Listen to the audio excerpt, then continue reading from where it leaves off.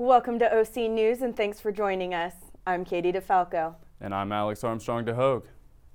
OC News is brought to you by the broadcast journalism students at Cal State Fullerton. A fire on the west side of Los Angeles near the Getty Center continues to burn out of control. Warnings such as "Get out now" were heard by residents as many had just minutes to load their cars and get out of the way of the fast-moving brush fire.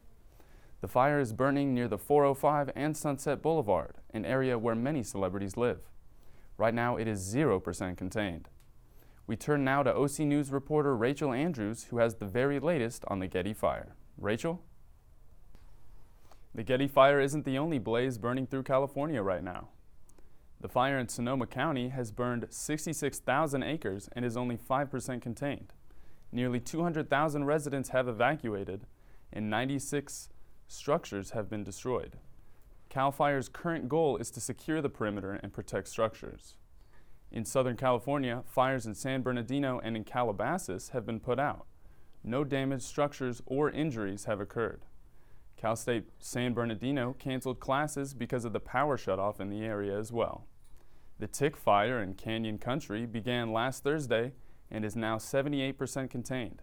This fire burned more than 4,600 acres and has destroyed 26 structures. We go live to Alex Armstrong, who has the very latest. Alex? Thanks, guys. It's another day and it's another fire in California. As you heard earlier in the program, there's a fire in the Hemet area and the Palisades area.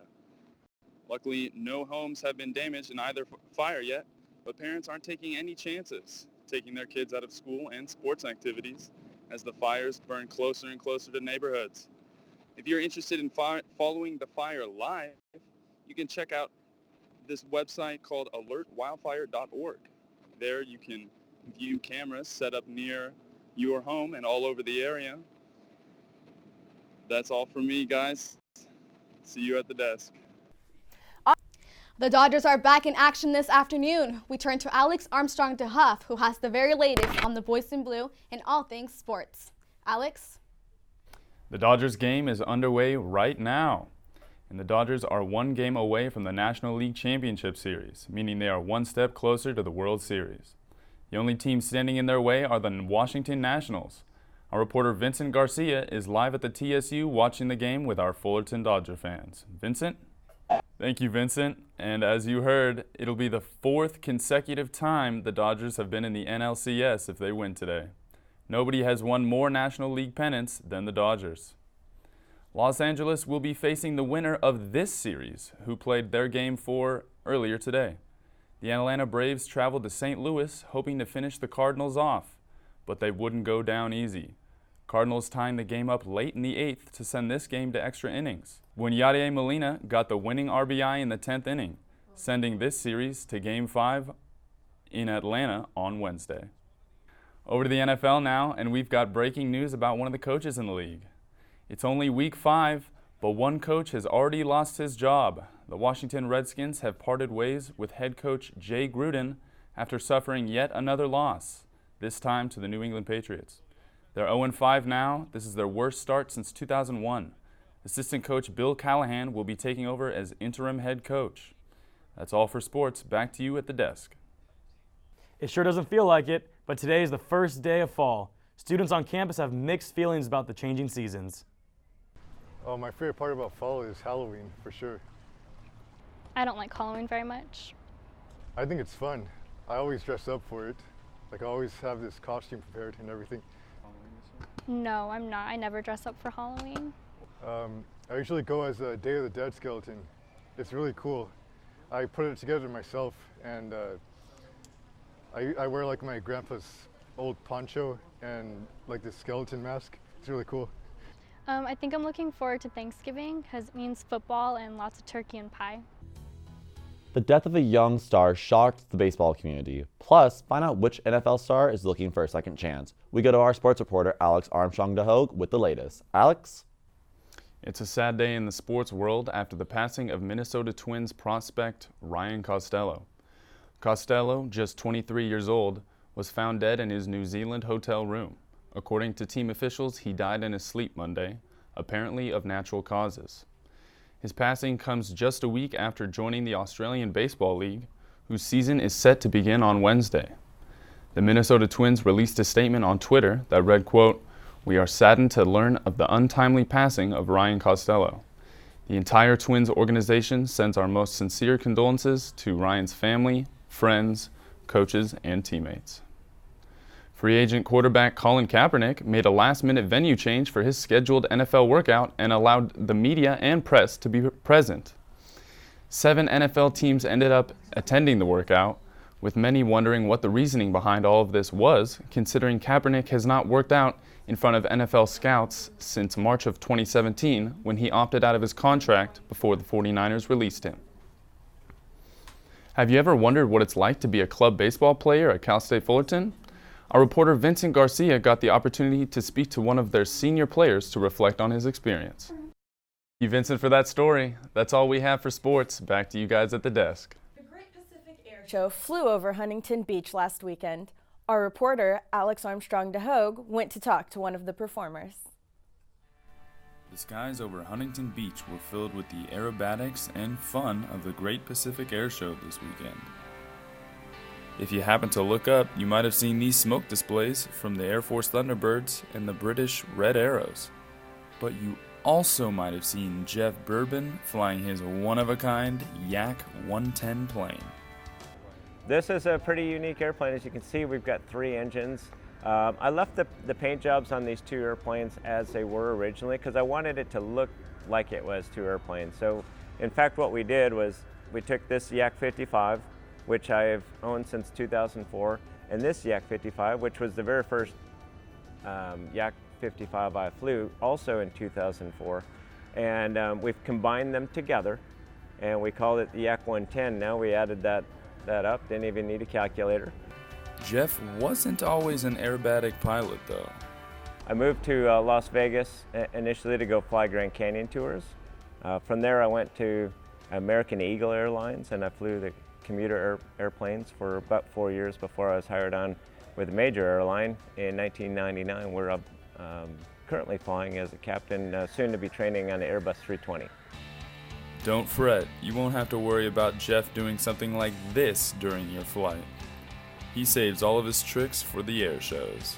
Just check this out.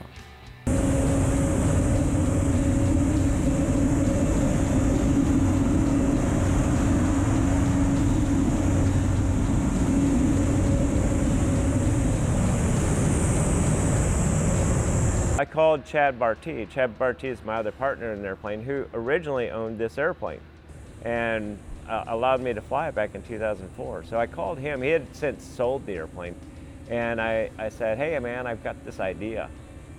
I want to combine your Yak with my Yak, and then we're going to put a jet engine on it." And he said, "Man, you're crazy." I said, "Well, maybe, but don't you think it'd be a good idea?" And he said, "Well, let me think on it." Some people say, "Oh, it must have been a tough night at the bar when you came up to this idea." And I like to say more, it was years of beers that got us there. So, a pilot his entire life, Jeff has 2 loves in his life: flying and his wife Maria. There's every single airplane I get in, I feel rewarded and just a pleasure to fly any and every airplane. But ultimately, when you look back and say, you know, there's another 7-year-old kid out at the beach this weekend, and maybe if it's only one, but maybe many that have this same idea I had way back when I was 7 years old at this air show and getting to see this, and it really motivated me and wanted my desire to fly the air shows then was really set way back then. So hopefully we're out there this weekend, and we've got some youngsters out there that will be inspired to pursue an aviation career. If you want to learn more about Jeff Bourbon and where he's flying next, you can visit his website at yak110.com. Alex looked like he had fun this weekend. Yeah, he did a great job. That plane was awesome. Renovations continue forward in Pollock Library, giving some students problems with noise and overflowing spaces. Our reporter, Alex Armstrong-deHoogh, went to talk with library staff to get the scoop. Things are getting a little loud in a normally quiet library. Cal State Fullerton's Pollock Library is moving into its final phase of renovation. The 5-year renovation began following an earthquake that struck the area. And there was an earthquake about 5 years ago that, while it didn't really damage the building, it did expose some flaws, in the ceiling. Some tiles fell. This caused the closure of floors 4 and 5 on the south side. They were untouched for years, but now something is being done. Right now we are doing the entire south building retrofit for seismic and upgrades to structural stability. We are doing floors 4, 5, and 6 and the compact stacks for the north basement. The north basement is one of the areas now closed to students, along with all of its books. This is just one of the drawbacks of the construction. Unfortunately, students are affected quite frequently.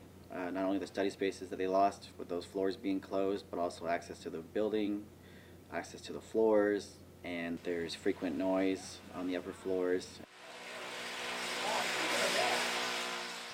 This is not only affecting students, but employees as well.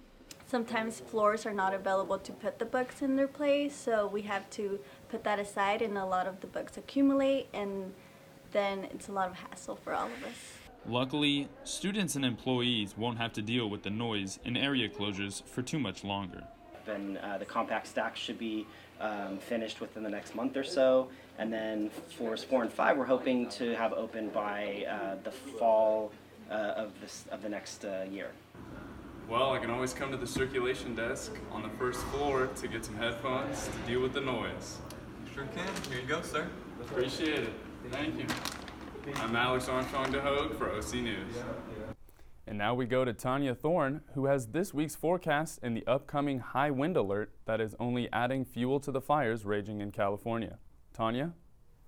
Tension is still high on campus after the Black Student Union held a town hall meeting demanding changes take place at Cal State Fullerton. Our reporter Gunnar Texera is live on campus with the latest. Gunnar? The process of impeaching President Trump is underway as the House of Representatives will vote to formalize the procedures of their impeachment inquiry on Thursday. This comes a few days after the president announced the leader of ISIS was killed by American forces. And while President Trump attended Game 5 of the World Series in Washington, he was greeted with a wave of boos. Fans also chanted, "Lock him up," similar to the motto Trump supporters blurted out to Hillary Clinton in 2016. On top of that, fans were seen behind home plate holding up signs reading "Veterans for Impeachment." You know, I love the fall season. The cold weather, the fuzzy sweaters, and the best of all, getting to carve pumpkins. If you love pumpkin patches, you're going to love this. Our reporter Bianca Venezuela gives us an inside look at the Tanaka Farms, a Hello Kitty-themed pumpkin patch in Irvine. That's all we have for today. Thanks for tuning in to OC News. I'm Alex Armstrong-deHoogh. And I'm Katie DeFalco. Make sure you follow us on our social media at OC News CSUF. Thanks for watching. Until next time.